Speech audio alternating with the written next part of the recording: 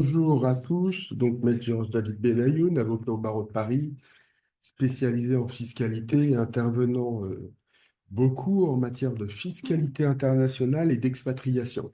Donc aujourd'hui, on vous parle du régime fiscal de l'investissement immobilier à Dubaï. Alors on vous parle de Dubaï, mais cette typologie d'investissement suivra le même régime, quel que soit l'émirat des Émirats arabes unis dans lequel vous souhaitez acquérir un bien.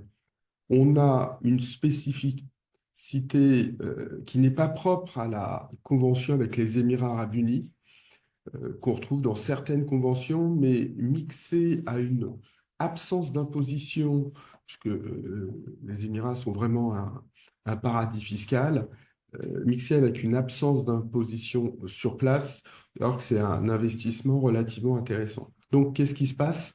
Dans la convention fiscale, on considère que l'imposition, et c'est plutôt classique, des revenus fonciers va se faire dans l'état où se trouve le bien immobilier.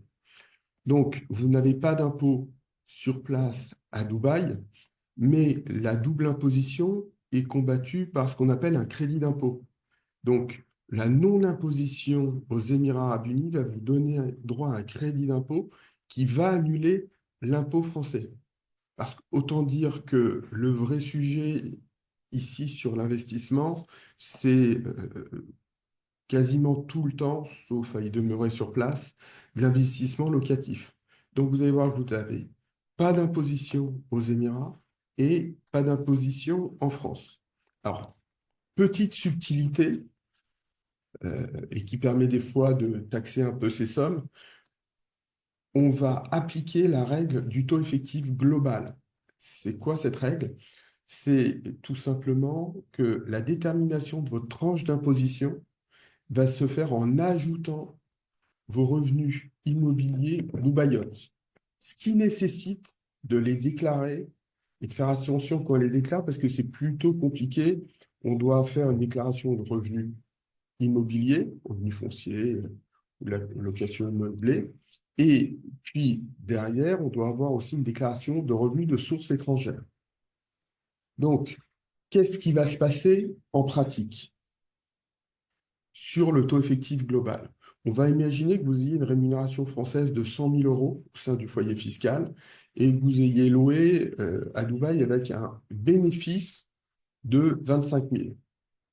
Vos impôts français seront calculés que sur vos 100 000 euros, mais en appliquant une tranche d'imposition calculée sur une base de 125 000 euros.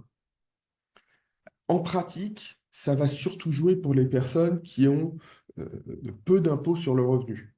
Quelqu'un qui est déjà dans une tranche à 41% ou même à 30 ou 45, généralement, ça ne va pas le faire bouger de tranche.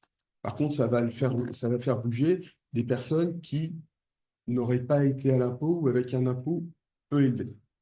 Donc, premier attrait et principal attrait, une non-imposition. Donc, bien évidemment, vous allez voir une rentabilité nettement meilleure qu'un investissement en France.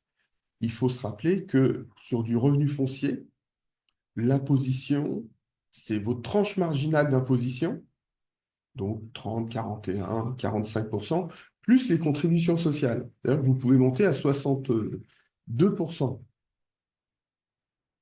versus quasiment zéro sur une location aux Émirats arabes unis. Donc ça a un intérêt et sur un marché qui se porte bien, c'est relativement intéressant. Alors, comment se passe l'acquisition? On a des droits d'enregistrement comme en France qui sont de l'ordre de 4%. Petite spécificité, les promoteurs sur place sont souvent des financiers. Donc il y a la règle du 40-60.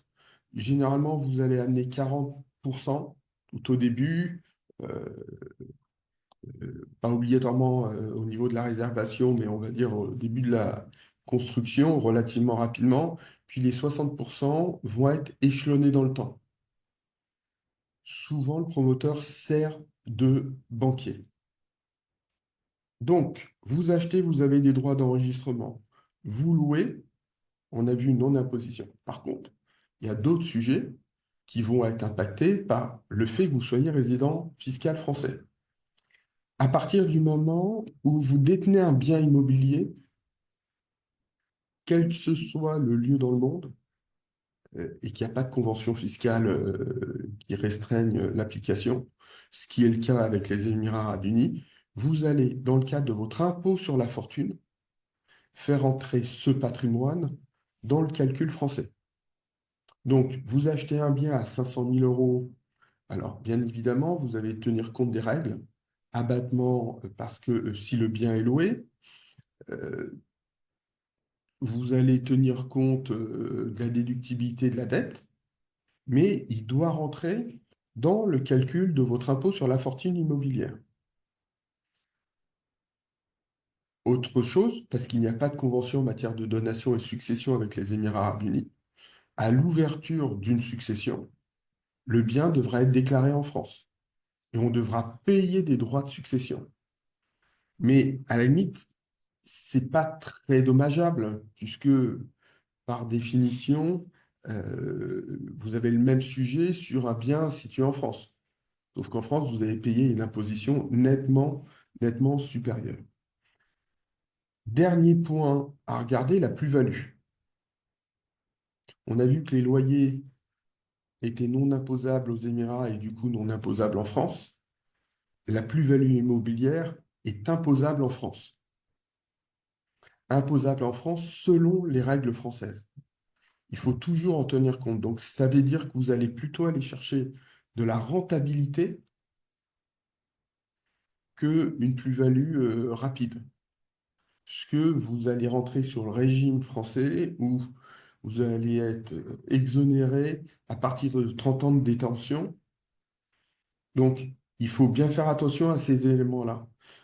Le loyer n'est pas imposable, mais quand vous revendez, vous devez déclarer la plus-value.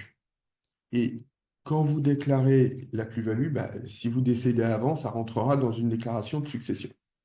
Donc, on a un mécanisme relativement simple. Attention, comme je l'ai expliqué tout à l'heure, aux déclarations d'impôts. Il faut à chaque fois faire les bonnes déclarations d'impôts, déclarer le compte bancaire que vous allez avoir aux Émirats, parce que souvent, ça va vous amener à avoir un compte bancaire pour éviter une amende de 1500 euros. Et même s'il n'y a pas d'impôt, déclarez le bien, parce que on se trouve aujourd'hui dans une situation où la France peut, pour une raison X ou Y, avoir l'information que vous détenez un bien. Et si elle réalise que vous ne l'avez pas déclaré, elle va tout de suite avoir un doute sur l'origine des fonds et ça va vous amener dans un engrenage de contrôle fiscal alors que tout est en règle, puisque vous avez fait au début un virement de France et vous bénéficiez d'une exonération, pas à 100% avec la règle du TFI global, mais d'une quasi-exonération totale sur les loyers. Donc, on a vraiment un régime extrêmement intéressant sur un marché immobilier qui grossit énormément et on va dire où les bulles dont on parlait il y a une dizaine, quinzaine d'années ont plutôt disparu parce que c'est une terre où on a beaucoup de personnes qui s'expatrient, y compris des Français, une grosse communauté française. Donc, c'est quelque chose de très intéressant d'investir là-bas. Et quand la fiscalité, en plus, vient compléter la rentabilité, pour le coup, ça devient quelque chose de plutôt original, contrairement à ce qu'on peut trouver aujourd'hui en France, où on se rend compte qu'à Paris, on a quasiment plus de rentabilité, et puis le jour où on vous a doublé la taxe foncière, bah, mis 50% de plus, euh, bah, c'est votre rentabilité qui a baissé, avec des taxes foncières, taxes d'habitation pour les locataires si ce n'est pas une résidence principale. Donc voilà, tout un mécanisme qui fait que ça coûte beaucoup plus cher. Voilà ce que je voulais vous dire ce matin.